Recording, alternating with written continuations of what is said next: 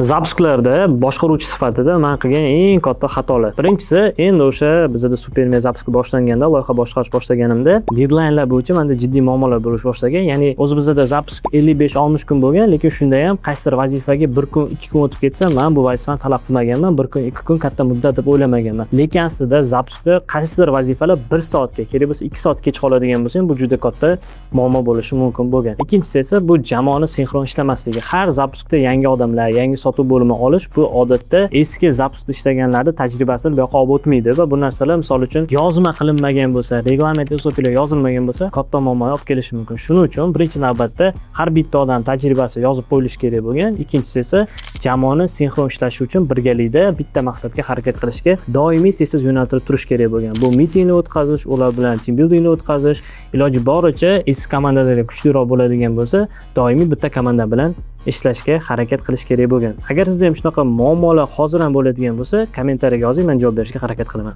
Sog' bo'ling.